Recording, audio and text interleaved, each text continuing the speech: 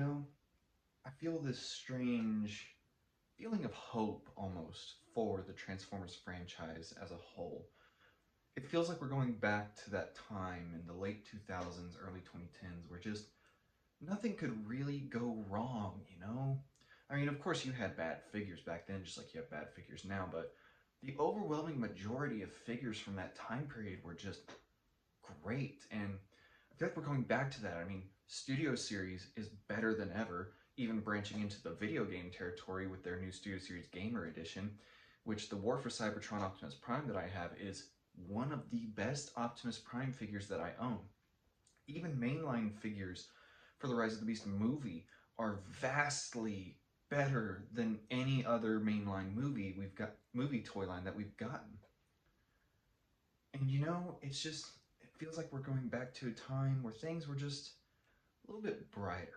The sun was shining just a little bit more in these times.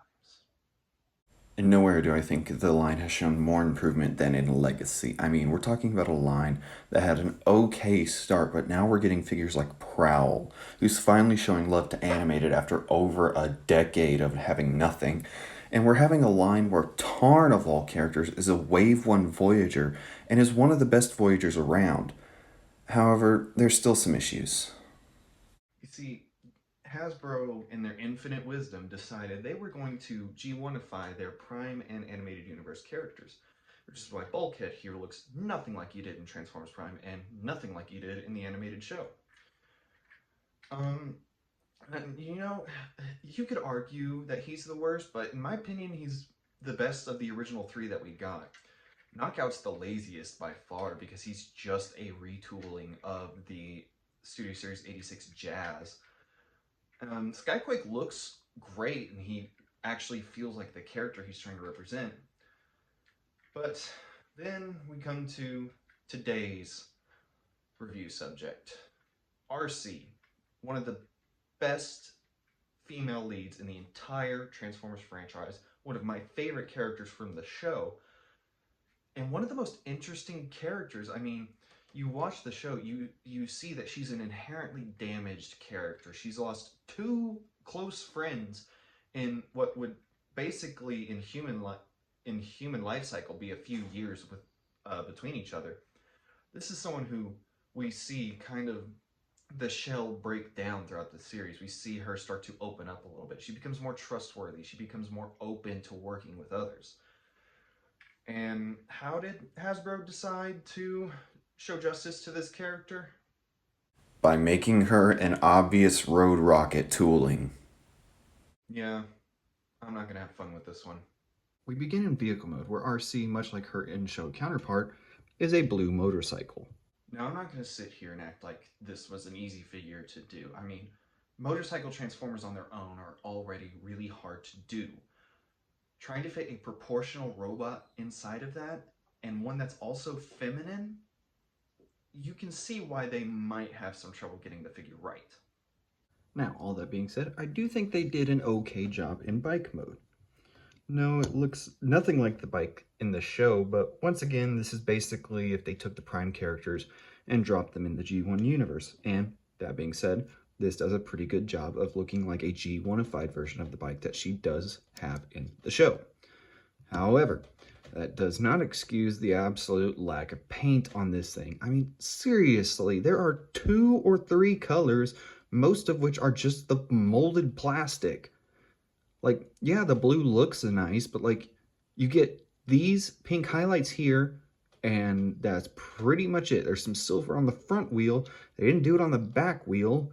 Like, seriously, this is such a boring bike to look at. Don't agree?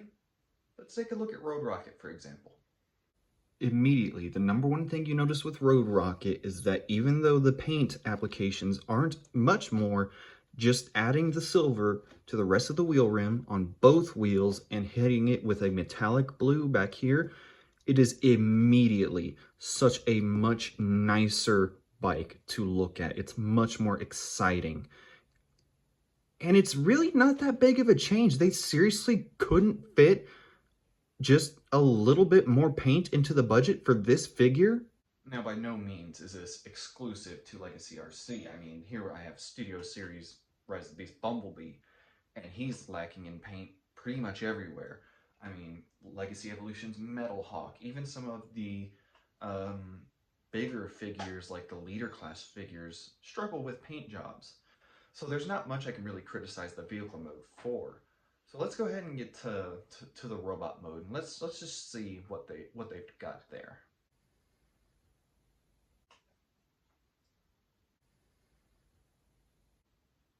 What the hell? Yes, unfortunately, this is what Hasbro deemed as acceptable for one of the most interesting, well-written female characters in the entire franchise. A robot mode that is clunky, kibble-ridden, feels and looks nothing like the original character, and if anything, feels like a lazy excuse to get a Road Rocket mold out on the market. They even tried hiding it by not showing her with the wheels on her back like they are for Road Rocket. They just gave her a crossbow for some reason, something she never used in the show, which is weird. Like, at that point, why not just release Road Rocket? Like, it makes so much more sense to release the figure that the mold is intended for first, right? Am I just insane here? Now, she did come with other accessories that you can put onto her arms using these 5mm pegs to replicate the arm blades that she uses in the show. However, that is not what the instructions say you should do. What the instructions say and how they display in promo images is you take these two 5mm pegs and you interlock them with their respective 5mm ports to create a shield. The issue with this shield, they didn't remove the ninja star from the center, thus enforcing the fact that this was always obviously meant to be a Road Rocket tooling. Why they used it for Arcee, we have no idea. Why they didn't just release Road Rocket instead of this, we have no idea. It's so annoying. Alright, let's get to something the figure actually does fairly well. Articulation.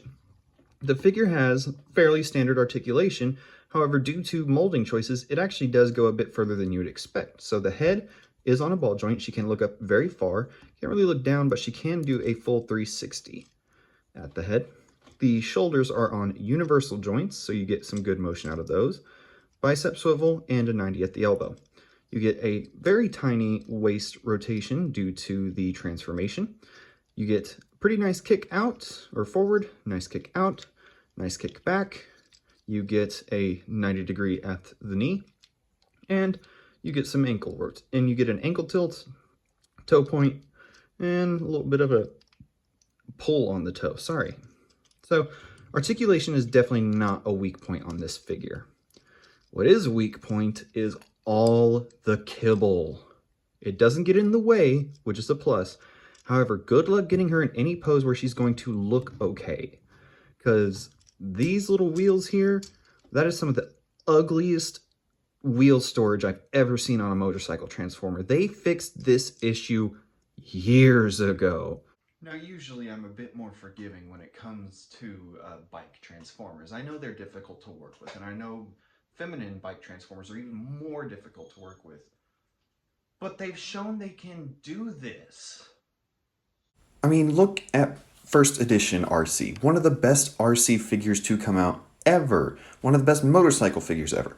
Even the RID version is still a great Arcee figure. Thrilling 30 Chromia was a toy that I owned for like 7 years, and it's really good. And even more recently, Studio Series Arcee from the Bumblebee movie is one of the best Transformers out there. So, yes, it is important to acknowledge that Legacy right now is great. It's doing fantastic. But we should also acknowledge it wasn't always great, and it definitely has made some gigantic missteps. So, with all that being said, I am Wolfatron 3000. This figure sucks, and I will see you guys some other time.